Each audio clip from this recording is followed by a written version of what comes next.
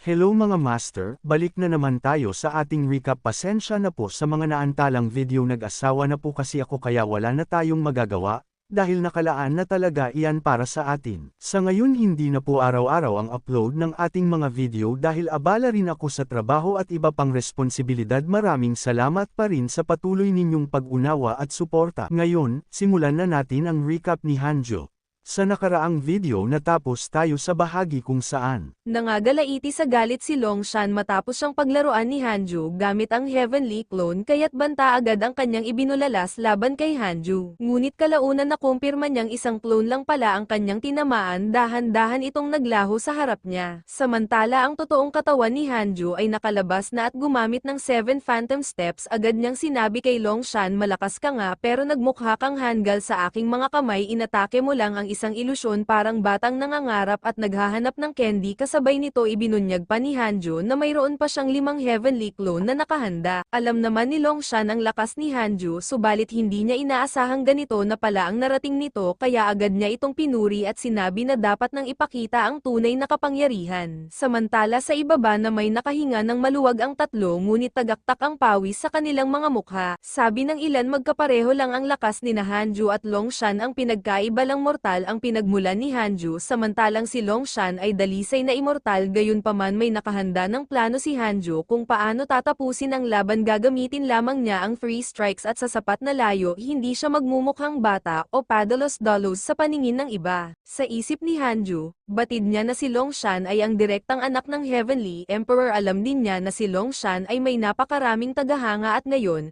habang naglalaban sila mas lalo itong pinapanood ng mga immortal. Hindi na nag-aksaya ng oras si Hanjo at pinakawalan ang 3 Pure Worlds Cleansing. Agad bumuhos ang napakaraming atake, tuloy-tuloy na sumugod kay Longshan. Sa mismong sandali, ginamit ni Longshan ang 6 Path of Hands para siyang si Neza. 6 na kamay ang biglang lumitaw, ngunit ito'y mga after image lamang. Sobrang bilis ng kanyang galaw at sunod-sunod ang mga jotsong kanyang pinakawalan. Ang atake na pinakawalan ni Hanjo ay sinalo lamang ni Longshan, kaya sa isang iglap ay nawasak ito. Maging ang espasyo ay nahati sa dalawa at nagbigay ng nakakasilaw na liwanag. Tumagos pa ito hanggang sa mismong void space at lahat ng iyon ay mula lamang sa isang atake ni Longshan. Pero sa kauna-unahang pagkakataon ay nagalusen si Longshan ng atake ni Hanjo, kaya't kumalat ang kanyang dugo. Agad siyang kinutya ni Hanjo, dahil alam nitong iyon ang unang beses na nataman si Longshan. Masakit hindi ba? Ganyan ang pakiramdam kapag tinamaan ng Free Pure World Cleansing. Ano ang naramdaman mo? Ngunit ngumisi lang si Longshan, pinuri pa niya si Hanjo,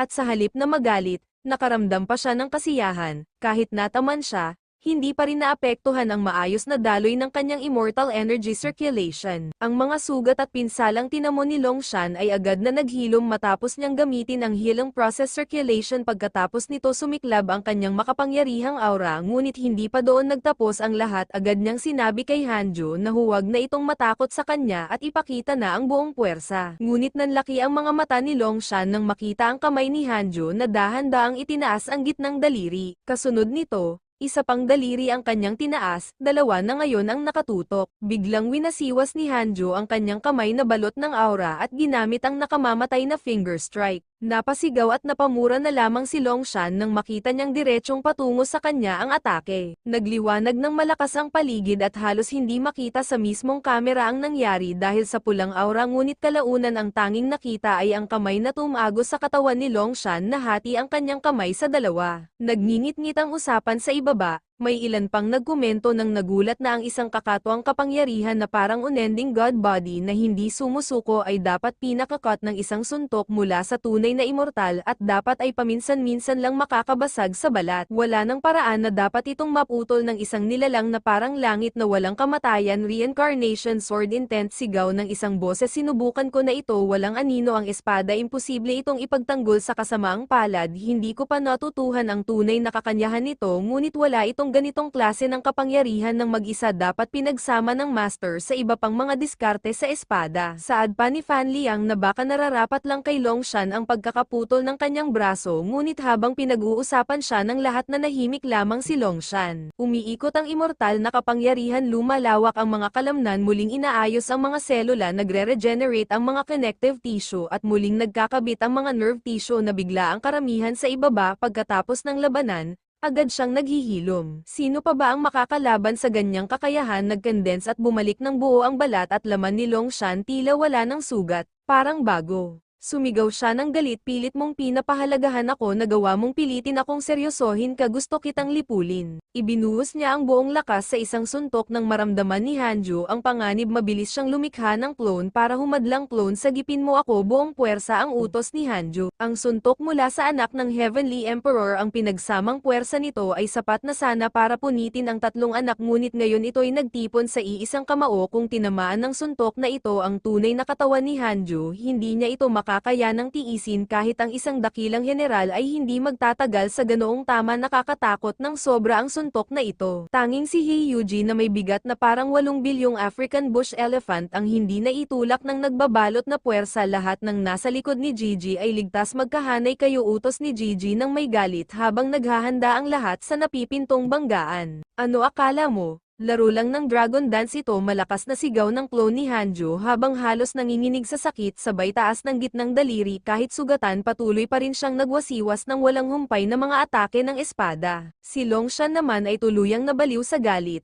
Sunod-sunod na mga kamao ang pinakawalan niya habang sumisigaw, iyan lang ba ang tinatawag mong banal na kapangyarihan? Walang silbi, wasakin mo lahat. Ubusan ka na ba ng teknik ha? Kung ganun, mamatay ka na ng payapa. Pagkatapos ng kanyang mga salita, agad niyang pinakawalan ang pinakamalakas niyang atake. Ngunit sa kasamaang palad, nauna na si Hanju, ipinamalas niya ang tatlong ulo.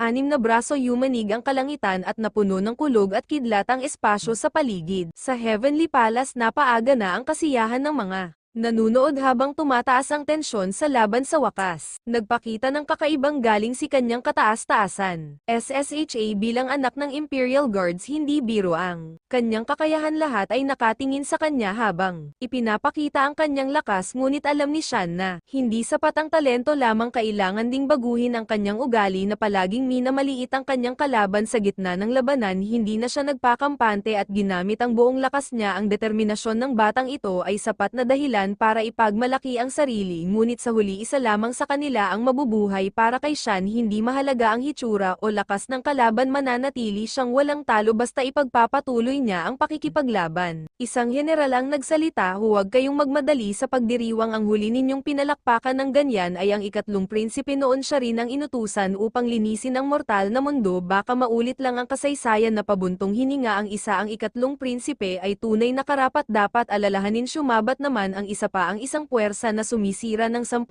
teknik ay hindi nangangahulugang hindi matatalo. Napakalinaw ng kahinaan ng pagsasentro lamang sa iisang paraan. Humarap sa dakilang general at sinabi, tama ka, kaya naman natutunan ni kanyang kataas-taasan siya ng mga kasanayang pangligtas buhay gaya ng unaging body upang hindi siya maagap ng kontra-atake. Kung natutunan lamang ng ikatlong prinsipe ang iba pang kasanayan noon, hindi sana siya malagim na nabuwal sa kamay ng taong iyon dahil sa kakulangan sa ibang larangan. At ang taong iyon noon ay siya ngayong dakilang general. Sa sandaling ito, mataas ang inaasahan ng general kay Hanju, ang pangalawang tao na maaaring lumikha ng kasaysayan. Ang dakilang general ang siyang pumuksa sa ikatlong kapatid nilan. Kumulog ng malakas habang ang kalangitan ay nabalot ng naglalagablab na mga kidlat. Ang buong paligid ay tila yumanig sa tindi ng enerhiya, at ang liwanag ng mga kidlat ay kumikislap na parang mga espada ng mga Diyos. Ngunit hindi pa doon nagtatapos. Ang mga kidlat na iyon ay bunga ng matinding paglalaban ni Hanju at Longshan. Bawat banggaan ng kanilang kapangyarihan ay nagdudulot ng pagsabog ng liwanag at dagandong ng kulog na nagpapayanig sa kalangitan. Maraming mga tagamasid ang napanganga sa takot at paghanga. Ang ilan ay napaatras habang ang iba na may hindi makapaniwala sa lawak ng kapangyarihang nasasaksihan nila. Ang labanan ng dalawang immortal ay tila banggaan ng dalawang Diyos, isang digmaan na yumanig sa mismong kalangitan. Ang huling pag-atake ay bumagsak malapit mismo sa kinaroroonan ng mga bida. Dahil sa lakas ng pagsabog, napasigaw si Taba, muntikan na akong mamatay dun. Nanggaling iyon sa talsik ng isang malaking bato na tumama pa sa kanyang mukha. Si Xingxia naman ay nanlaki ang mga mata habang butil-butil ang pawis sa kanyang noo, samantala si Ye at Tiandong ay napanganga sa matinding pagkabigla at paghanga. Ang iba pa nilang kasamahan ay tila naging mga estatwa na katulala nila walang imik at hindi makagalaw sa takot at pagkamangha kahit ang mga tao sa Heavenly Palace na nanunood mula sa itaas ay hindi makapaniwala sa kanilang nasaksihan hanggang sa huling segundo isang bato pa ang tumilapon diretsyong patungo kay Taba na muling napasigaw sa sakit. Ang bumagsak ay si Longshan kaya't nagkawatak-watak ang mga batong kanyang tinamaan na sabi niya sa kanyang isipan na imposibleng mangyari ito sa kanya, isa siyang Heavenly Immortal ngunit nalampaso siya ng isang mortal, isa pa hindi tumatalab ang kanyang sustain power bagkus ay sinabayan pa ito ng mystical powers. Napasukan ng dugo si Longshan matapos siyang tamaan ng all-shattering technique ni Hanjo kahit ginamit na niya ang Six Path of Hand hindi pa rin niya kinayang pigilan ang lakas ng atake. Itinaas naman ni Hanjo ang kanyang kamay na tila walang galos ni bakas ng pagod.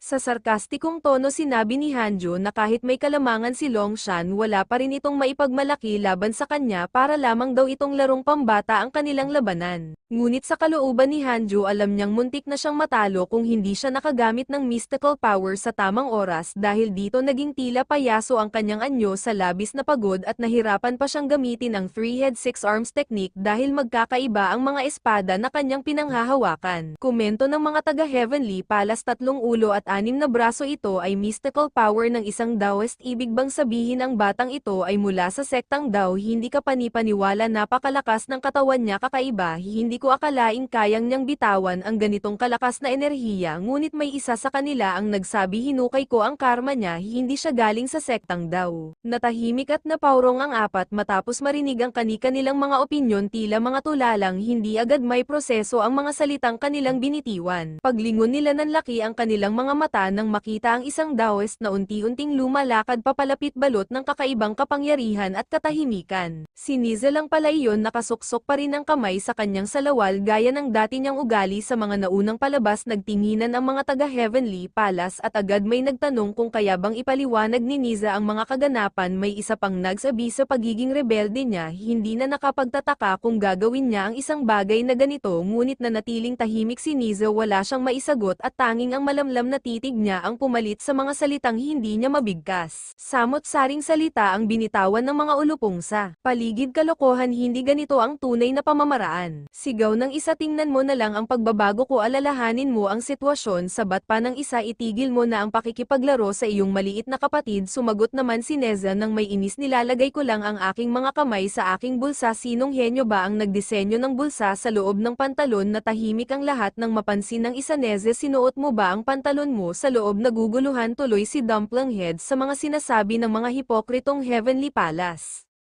Muling nagpakilala si Longshan, inihayag na siya ay anak ng Heavenly Emperor at may dugong nagmula sa True Dragon Clan. Dahil dito walang sino man ang maituturing na nakahihigit sa kanya pagdating sa likas na kakayahan, lalo na sa pagiging isang henyo sa iba't ibang larangan ng cultivation. Pagkatapos nito, tumalon si Longshan ng ubod ng lakas, naglalagablab ang kanyang mga mata sa matinding galit, ang hangin ay tila ng inig kasabay ng kanyang paglusob. Sa kabila nito ni Titing na takot ay hindi man lang nasal ayan kay Hanjo kahit papalapit na si Longshan sa kanya, sa halip, malamig niyang binitawan ang isang banta, isang babalang puno ng kumpiyansa, na waring wala siyang kamuwang-muwang sa kapangyarihang nakatayo sa kanyang harapan. Sumiklab ang isang matinding liwanag ng pakawalan ni Hanjo, ang kanyang free strike, ang buong paligid ay tila nilamon ng enerhiyang naglalagablab, waring kayang wasakin ang anumang hamarang dito. Sa kanyang isipan, malinaw kay Hanjo na kailangan na niyang ilabas ang mga kapangyarihang matagal niyang itinago, batid niyang kung iisang skill lamang ang gagamitin niya, siya pa ang maaaring mapatay sa bandang huli. Dahil dito napilitan siyang gumamit ng frequency method, sunod-sunod at iba't ibang uri ng pag-atake upang lituhin at pigilan ang kalaban. Samantala, walang pag-aatubiling pinakawalan ni Longshan ang sari-saring opens iba upang tibagin at basagin ang mga depensa ni Hanjo. Ang bawat hampas ay may layuning tapusin ang kanilang sagupaan, isang laban na magtatakda kung sino ang tunay na mananaig. Nahati sa 2 piraso ang void space, at kasabay nito'y nagsitilamsik ang mga debris ng bato na nagmula sa kailaliman ng kawalan. Ang bawat tipak ay may dalang mapaminsalang puwersa. Sa isipan ni Hanjo, simple at prangka ang lahat, walang magarbong diskarte, puro brute force lamang.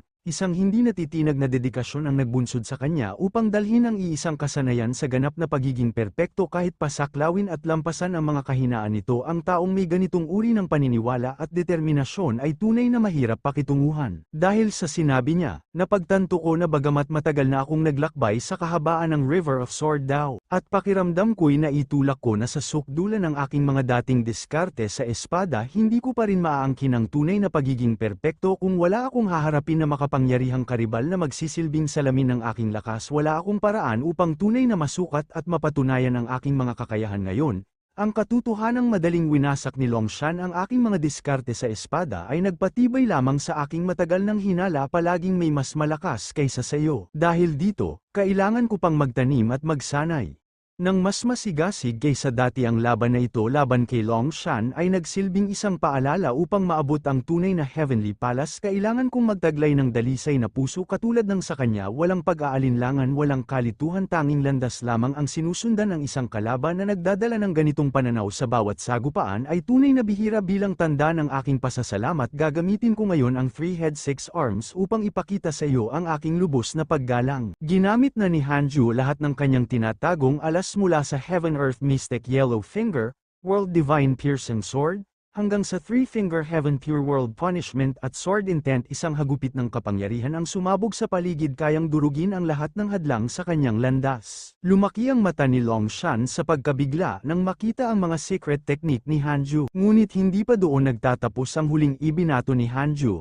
Ang Heaven Earth Eclipse ay tumama at winasak ang buong kabundukan sa galit at puwersa nito. Agad na nabasag ng Deafening Shock ang Immortal Energy Barrier na ginawa ni Hanju para protektahan ang mortal na mundo. Nag-alala si Manok, hindi siya sigurado kung kaya niyang sanggahin ang malupit na ibinato ni Hanju na Heaven Earth Eclipse. Kumikirot ang pawis niya habang nagrereklamo rin ang kanyang mga kasamahan, baka raw madamay sa lakas ng pag-atake. Sa huli, nahati ang kabundukan sa bigat ng puwersa ni Hanju. Kapag wala nang natitira, ang tanging paraan ay ang tactical na galaw. Kung handa ka at may kumpletong kagamitan, wasakin mo ang lahat ng nasa iyong paningin. Habang tumatagal ang matinding labanan, lalong nahihirapan si Longshan.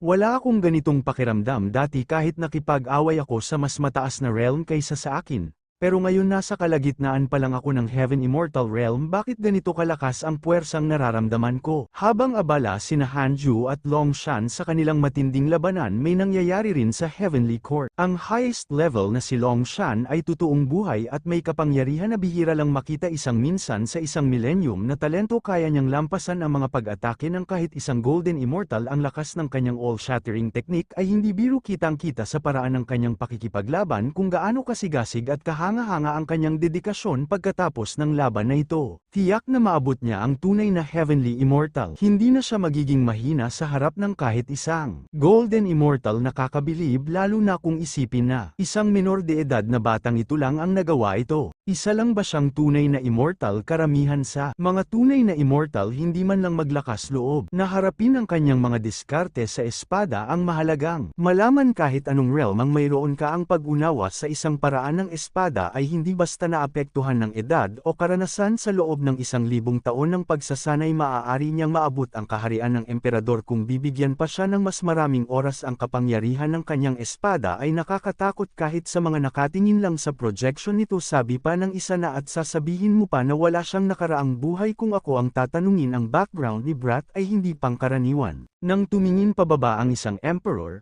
agad niyang napagtanto na nagkakagulo na ang iba pang mga emperor. Hindi sila makapaniwala paano raw natatalo si Longshan sa isang hamak na immortal. Samantala, isang mabigat na katotohanan ang sumagi sa isipan ni Longshan. Personal akong inutusan ni Ama na bumaba sa mortal na mundo, ngunit ni isang buhok ng aking kalaban ay hindi ko man lang nahawakan kung magpapatuloy ito. Ano ang iisipin ng kanyang ama? Wala ang kanyang third brother, siya lamang ang natitirang huling pamana at pag-asa. Ang pagkatalo ay hindi isang opsyon. Isang puting liwanag ang muling sumiklab, ngunit kasabay nito isang malakas na pagsabog ang humanig sa paligid dahil sa tindi ng kapangyarihan na buo ang isang dambuhalang kidlat na tila may sariling kamalayan. Sa ibaba, nagulat ang mga Heavenly General sa unang pagkakataon na saksihan nila ang isang Heavenly Tribulation. Gayunpaman, wala nang pakialam si Longshan sa mga posibleng kahihinatnan.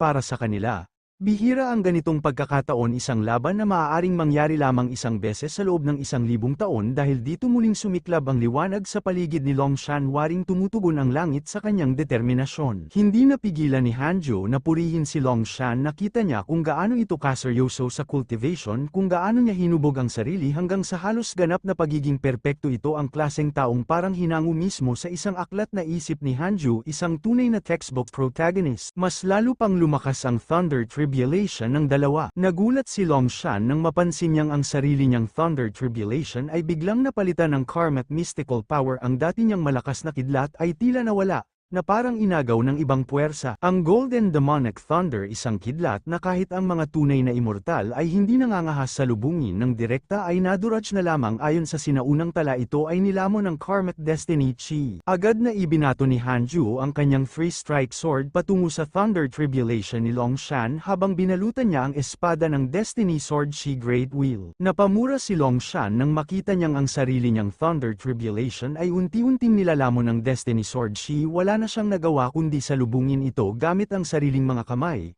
habang naglalaban ang dalawang magkasalungat na puwersa sa gitna ng nakakasilaw na liwanag. Sa sandaling yun, naiintindihan na ni Longshan kung bakit binibigyan siya ng ama ng labis na atensyon si Hanjo sa maraming aspeto. Bilang isang Heaven Immortal, ganap na niyang taglay ang mga katangian ng isang tunay na immortal at maging ang kalahati ng kapangyarihan ng isang Golden Immortal. Sinabi ni Hanjo, "Hindi ako mahilig makipaglaban, pero mabuti na lang at kaya kong sugpuin ang mga protagonistang tulad mo. Mula ngayon ako ang mananagot sa kapalaran ng mortal na mundo." Gayunpaman, mas baluktot ang naging pag-iisip ni Longshan para sa kanya. Ang sword chi ni Hanjo ay tila bulag at walang awa, at sa sandaling yon, ipinakita na ni Hanjo ang kanyang tunay na killing technique. Pinakawalan ni Hanjo ang tatlong walang kapantay na pamamaraan ng espada, mga teknik na kayang pumatay kahit sa isang perpektong Heavenly Immortal. Dagdag pa rito, dahil sa maling hakbang ni Longshan na umakit ng isang tunay na Heavenly Tribulation, lalo siyang napasama sa sitwasyon na paligiran siya ng mga pag-atake mula sa lahat ng direksyon,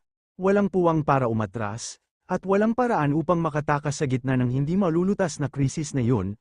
Unang beses sa loob ng maraming taon, naramdaman ni Longshan ang tunay na kawalan ng pag-asa at kawalan ng kapangyarihan. Sa loob lamang ng 10 milyon ng isang millisecond, ipinikit niya ang kanyang mga mata. Sa isipan ni Longshan, hindi niya kailanman inakala na darating ang sandaling makakaramdam siya ng tunay na takot. Habang nasa bingit ng kamatayan, napilitan si Longshan na mag-isip ng mabilis kung tribulation lang ang kaharap niya, kaya niya itong salubungin. Ngunit ngayon ay sabay-sabay siyang inaatake mula sa lahat ng direksyon. Naharap siya sa isang mabigat na desisyon: ipagpatuloy ang pamamaraang iniwan ng Third Brother na matagal na niyang sinusubukang paghusayin, o tuluyang yakapin ang pamana ng Heavenly Dragon Emperor. Sa gitna ng takot at kawalan ng pag-asa, napagtanto ni Longshan na ang laban na ito ay hindi lamang tungkol sa lakas kundi sa pagpili ng landas na magtatakda ng kanyang kapalaran. Nang magising si Longshan, agad niyang naramdaman ang isang pamilyar na pakiramdam. Sa kanyang harapan, nakatayo ang Third Brother, nakatingin sa kanya habang may bahagyang ngiti. Matagal na rin mula nang huli tayong magkita, wika nito. Ang bilis mong lumaki. Napatigil si Longshan sa gulat. Paano niya muling nakita ang Third Brother? Gayong matagal na itong patay, mahigit 1,000 taon na ang nakalipas. Habang magkatabing nakaupo sa ilalim ng gininto ang trigo ang dalawa, pinag-usapan nila ang kani-kanilang mga karanasan. Hindi sila nabigo sapagkat pareho silang matagal nang nangungulila sa isa't isa. Marami pa silang napag-usapan, lalo na tungkol sa kanilang ama at sa Heavenly Court. Tinanong ni Longshan kung nasa kabilang buhay na ba siya. Ngumiti ang Third Brother at sinabing, kapag ikaw ay isa ng immortal, manipis na lamang ang hangganan ng buhay at kamatayan. Sa sandaling iyon, napagtanto ni Longshan na sa ganitong kalagayan, kahit ang pinakamalakas ay maaaring makaramdam ng ganap na kawalan ng magagawa. Natalo siya sa isang Heaven Immortal na junior, isang nilalang na wala pang 1,100 taon ang edad. 1,000 hindi kapani-paniwala. Sa kabila ng pagharap sa napakalakas na all-shattering technique, nagawa pa rin niyang lumaban ng napakatagal. Ang ganitong klaseng talento ay mas mapangahas pa kaysa sa taong yun noon. Hindi na nakapagtataka kung bakit ikaw ang ipinadala ng matanda para harapin siya gaya ng ginawa niya sa akin. Dati mukhang ganoon pa rin talaga ang pananaw ng matanda. handa. Tinanong ni Longshan kung patay na ba talaga siya. Hindi siya nabigo dahil agad namang sumagot ang kanyang third brother. Ang lugar na ito ay bahagi ng iyong panloob na mundo. Isipin mo ito bilang isang tirahan ng iyong mga panloob na demonyo sa karamihan. Isa lamang itong ilusyon isinilang mula sa iyong mga kinahuhumalingan at pagdurusa. Dagdag pa niya. Karamihan sa mga tao ay may panloob na demonyo kahit hindi nila namamalayan dahil ayaw nilang harapin ang sakit ng nakaraan. Pinipili nilang isil ang mga alaala ngunit sa halip na mawala. Ang mga ito'y nagiging humahadlang sa pangmatagalang cultivate at sa ganap na pagpapalaya ng tunay na sarili dahil dito. Napagtanto ni Longshan ito ba ang dahilan kung bakit hindi ko maabot ang ika-4 na yugto ng all-shattering technique. Ang pinakamalaking dahilan kung bakit ka nabigo ay dahil kulang ka sa kumpiyansa. Mas tama sigurong sabihin na hindi mo lubos na pinagkakatiwalaan ang sarili mong lakas. Iyan ang pinakamahalagang sandata. Ang tunay na lakas ng all-shattering technique ay nagmumula sa paniniwala noon. Naniwala rin ako na ang technique na ito ay hindi kailanman magagapi hanggang sa ako mismo ang matalo. Sa teorya, ang teknik na ito ay tunay na hindi magagapi ngunit mangyayari lamang iyon kapag naabot ang perpektong ika-7 yugto bago pa roon. Kailangan munang magkaroon ng defensive technique sa ika-4 na yugto upang manatiling buhay ngunit naging mayabang ako. Inakala kong sapat na ang purong determinasyon at lakas ng loob para malagpasan ang lahat bago pa man ako matutong magtanggol ng sarili. Patay na ako kung mabibigyan ako ng pagkakataong magsimulang muli. Kung hindi mo kayang kontrolin ang iyong panloob na demonyo,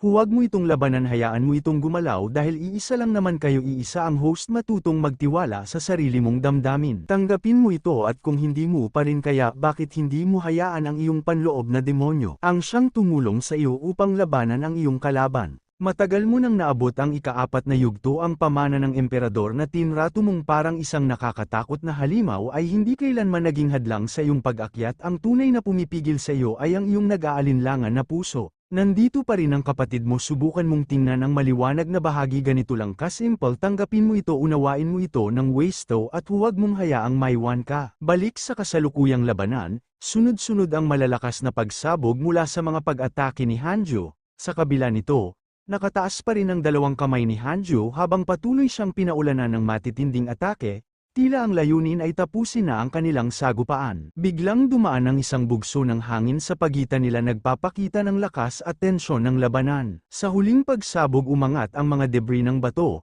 nagpalipad ng alikabok sa paligid. Labis na nag-alala ang mga taga-Heavenly Palace. Bakit nga ba baka raw natalo na ang kanilang pinagmamalaking mandirigma, si Longshan? Naramdaman ni Hanjo ang isang malaking pagbabago sa aura ni Longshan, at agad na lumaki ang kanyang mga mata. Biglang pinakawala ni Longshan ang isang malakas na sigaw na umaalingaw sa buong labanan. Kasabay nito sumabog ang kanyang kapangyarihan na nagwasak sa paligid ng kalupaan. Ayon sa tala sa textbook, sa loob lamang ng 10,000 ng isang segundo isang himala ang naganap. Isang pumutok na aura ang palm unit sa Destiny Sword Wheel at sa Heavenly Tribulation. Mas lalong naging maskulado si Longshan. Isang napakalakas na kapangyarihan ang bumalat sa kanya at tuluyang nagbago ang kanyang aura. Malinaw na nakausad na siya sa Grand Unity True Immortal Realm. Gayunpaman, may isang bulong pa ring umaalingaw sa kanyang isipan. Bumalik. Tinanong siya ng third brother kung hindi ba siya galit sa kanilang ama. Tahimik na sumagot si Longshan. Kung hindi mo sinunod ang utos ng ama na bumabasa mortal na mundo noon, hindi sana nangyari ang lahat. Nang ito, hindi na niya kailangang hayaan ang taong pumatay sa ating pamilya na maging isa sa pinakamakapangyarihang puwersa sa Heavenly Court. Isang idolong hinahangaan ng 10,000 at hindi sana ako naging isa sa mga humanga sa kanya. Naaakit sa kanyang lakas ang Divine General, ang aking tunay na target. Gusto kong talunin siya at ipaghiganti. Kasinamba ko siya ngunit sabay ko rin siyang kinasuklaman. Ang banggaan ng dalawang damdaming iyon ang siyang unti-unting sumire sa akin. Sa tingin ko doon isinilang ang aking inner demon. Bilang isang prinsipe, maaari akong magpainit sa walang hanggang kaluwalhatian, ngunit ang Heavenly Palace, isang lugar kung saan naghahari ang lakas. Alam mo kung gaano kahalaga ang martial prowess. Wala akong sama ng loob. Kung ang pagkakaroon ng kapangyarihan ay ang presyo para sa pagkakaroon ng respeto, dito makikita ang balanseng pananaw ng kapangyarihan. Pwede siyang makamtan ngunit may kasamang responsibilidad. Ang respeto ay hindi basta-basta ibinibigay. Nakukuha ito sa lakas at karangalan. Walang sama ng loob dahil malinaw ang kanyang loika. Ang presyo ng kapangyarihan ay pag-alam sa sariling tungkulin at limitasyon. Ipinapaliwanag ng mensahe na sa Heavenly Court hindi nangingibabaw ang personal na damdamin kundi ang lakas at kakayahan. Ng kamatayan ay bahagi ng tungkulin at Patunay na walang nilalang na ganap na hindi matatalo. Hindi dapat manaig ang galit sa halip dapat itong gawing. Aral ang tunay na landas ay ang pagpapatibay ng sarili. At ang tunay na kalaban ay hindi ang kasalukuyang kaharap kundi ang mga nilalang mula sa ibang kaharian na tinatahak ang parehong daan ng kapangyarihan. Ang hindi inaasahang kamatayan ay nagsisilbing paalala na walang ganap na invincible kahit ang pinakamalakas ay maaaring bumagsak at ito ay bahagi ng natural na daloy ng kapalaran. Ang pagsunod sa prinsipyo ng survival of the fittest ay may kapalit, ngunit kung ang kapalit ay ang mas maunlad na kinabukasan ng Heavenly Court, ang sakripisyo even ng sariling buhay ay nagiging makabuluhan. Itigil mo na ang panloob na salungatan at sumulong ng walang pag-aalinlangan. Ang iyong layunin ay walang iba kundi ang pinakamalakas na nilalang sa bawat henerasyon. Kapag naabot mo na ang tuktok ang kapangyarihan mo, isang puwersang kayang baligtarin ang oras at espasyo ay maaaring gamitin upang buhayin muli ang iyong tinatahak. Wala nang imposible sa harap ng ganitong determinasyon. Lumabas ang karmadismat ni Longshan sa kanyang likuran at sa sandaling iyon, naging malinaw sa kanya ang tunay na kahulugan ng buhay at kamatayan kung bakit sila palaging nag-aaway. Gulat at tuwa ang Bamalot sa iba pang mga Heavenly General sa Heavenly Palace sapagkat ang pagbabago kay Longshan ay napakalaki. Ngunit ang kamay ni Longshan ay biglang nagkaroon ng bitak-bitak, kasabay ng pagbulong ng isang Heavenly Emperor. Pilit siyang nakalusot sa isang Heavens subalit hindi pa rin matatag ang kanyang pundasyon. Kung ipagpapatuloy niya ang pakikipaglaban, hindi kakayanin ng kanyang katawan ang pagbuhos ng tunay na kakanyahan at baka masaktan pa nito ang kanyang essence soul. Kahit na siya ay gumaling sa huli, ang kanyang paglilinang ay maaaring bumagsak pabalik sa langit na walang kamatayang kaharian. Ang pagkakataon na maabot ang walang kamatayang emperador sa buhay na ito ay mawawala na sa kanya at maaaring hindi na siya makabangon muli. Tumagilid ang kilay ni Longshan, ngunit sinabi niya ng matatag, ang huling pag-atake ang magdidikta ng panalo nating dalawa ni Hanju. Sumigaw siya ng malakas, kasabay ng pag-uumog ng karmadismat. Ang mga bato sa paligid ay nag-angat at nagliliparan habang kumikislap ang kanyang mga mata, tila nagbabanta sa lahat ng nakatingin. Lumipat muna ang eksena bago ang lahat biglang nagkaroon ng bitak sa espasyo sa pagitan ng dalawang magkapatid. Kaya tinanong ni Longshan ano ang ibig sabihin nitong nangyayari. Sumagot ang third brother ng mahinahon, ngunit puno ng kahulugan. Ang iyong inner demon ay naresolba na dahil labis mong inuna ang pag-unawa kaysa galit.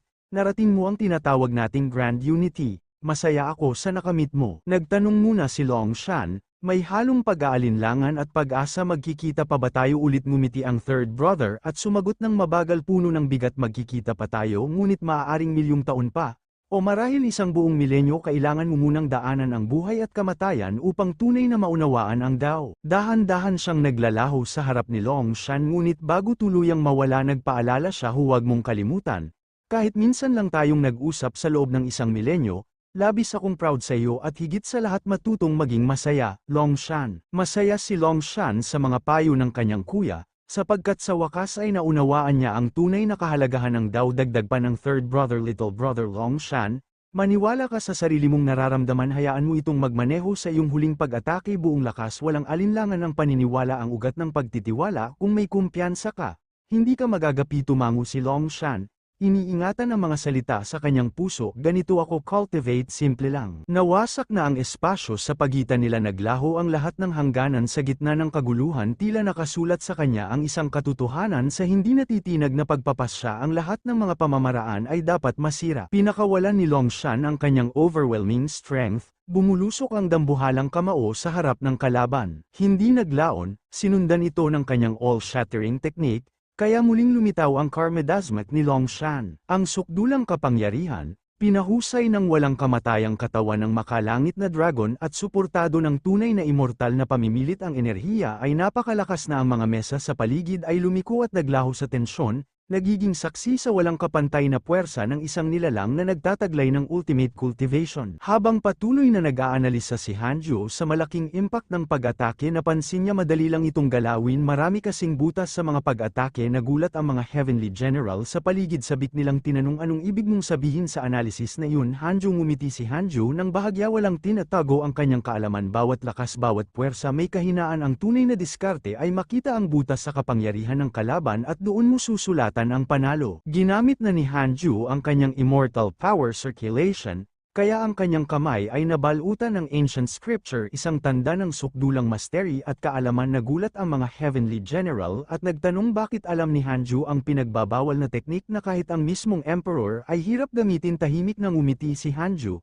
at ipinaliwanag, dati hindi ko magawang dagdagan ang kapangyarihan ng 3 Pure World Cleansing kaya limitado lamang ako sa pagdagdag ng dami nito, ngunit ngayon sa 9 na layer ng Sword Chi katumbas na ito ng 9 na 3 Pure World Cleansing nang masuri ito ni Long Shan sa kanyang sariling lakas. Naging malinaw na posible ito. Tumigil siya sandali, at dagdag pa niya, bukod dito, ang landas ay kahawig ng isang sangay ng 6 Paths of Reincarnation, kaya mabilis ang pag-unawa at natural ang pagpapabilis ng mastery. Gamit ang primordial sword bilang sisidlan, lahat ng puwersa at kakanyahan ay bumalik sa isa, hanggang sa nabuo ang 3 Pure World Cleansing 9 Firmaments. Kaagad na binato ni Hanju ang isang espada, at bumulusok ang bugso ng hangin, na umuugong sa paligid. Unti-unti, ang hangin ay naging tunay na matigas, tila nagiging daan upang mabuo muli ang tinatawag na T-shape eternity. At naging mas mabisa pa ito dahil nakita ng bawat karakter sa paligid kung gaano kahalaga ang pangyayaring ito. Nakasaad na ang T-shape a future for everyone ay nakasalalay sa kanila, isang paalala sa tunay na kahalagahan ng buhay at kung bakit ang oras,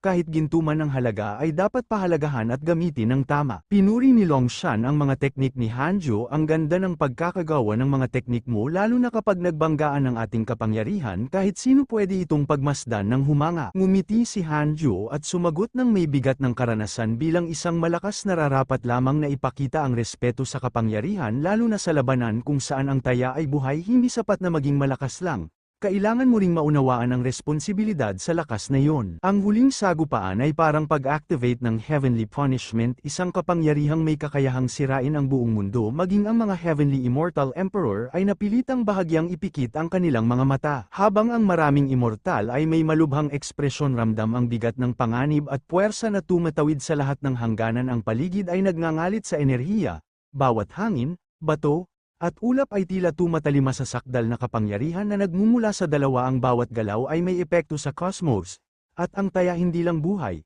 kundi ang katatagan ng buong mundo ay malinaw sa bawat nilalang na nakasaksi. Sa pagkawasak ng lupain, ang mundo ay umaanod na parang wheel of life sa hangin. Siya ay nakatayo sa itaas ng mundo, payapa at matatag, nakatayo sa gitna ng pag-iisa. Sa kabila ng lahat ng naganap, isang tanging nilalang na nakikinig sa katahimikan sa gitna ng kawalang hanggan ng kaguluhan. Ang bawat galaw ng hangin, bawat pag-ikot ng mundo sa kanyang paligid ay tila sumusunod sa kanyang presensya, isang patunay na kahit sa gitna ng kapahamakan, may nagtataglay ng kataas-taasang kontrol at di matitinag na kalooban. Gayunpaman, may isang nilalang na nagsakripisyo at nasaktan, walang iba kundi si Chicken, na puno ng mga bendahe sa katawan. Nagdiwang ang mga mortal, sapagkat kung wala si Chicken, maaaring hindi na nila nasaksihan ang wakas ng digmaan sa kanila. Ang tunay na MVP ay walang iba kundi ang dambuhalang si Chicken. Labis nag-alala ang isa sa disciples ni Hanju at tanong, tapos na ba natin ang digmaan ng Heavenly Court? Ngunit ang sagot ay malinaw, masyadong malakas ang kapangyarihan ngayon. Maging ang mga makalangit na sundalo at general ay napipilitang umatras habang unti-unting nasesire ang kontinente sa galit at puwersa ng labanan. Naging seryoso ang lahat.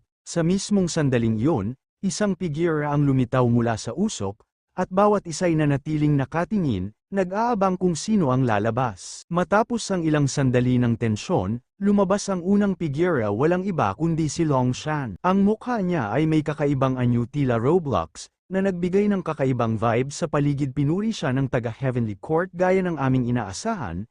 Ang pinakamalakas na anak ng Emperor, isa talaga itong henyo. Subalit biglang nagbago ang kanilang mga anyo matapos masilayan ang buong katotohanan. Unti-unting natahimik ang lahat, hanggang sa may isang napabulalas sa hindi makapaniwala. Bakit ulo na lamang ang natitira kay Long Shan? Wala na ang kanyang essence soul. Ganap itong naglaho sa gitna ng katahimikan. Si Hanju ay tahimik na nakatayo, hawak ang ulo ni Long Shan. Wala siyang sinasabi, ngunit ang kanyang presensya ay mas mabigat pa sa anumang salita. Matalim ang kanyang tingin. Isang tahimik ngunit malinaw na babala sa buong Heavenly Court na huwag nang makialam sa kanilang pamumuhay, sa kanilang landas, at sa mundong pinili nilang tahakin. Walang sigaw, walang banta, ngunit nauunawaan ng lahat. Dito nagtatapos ang pakikialam nila.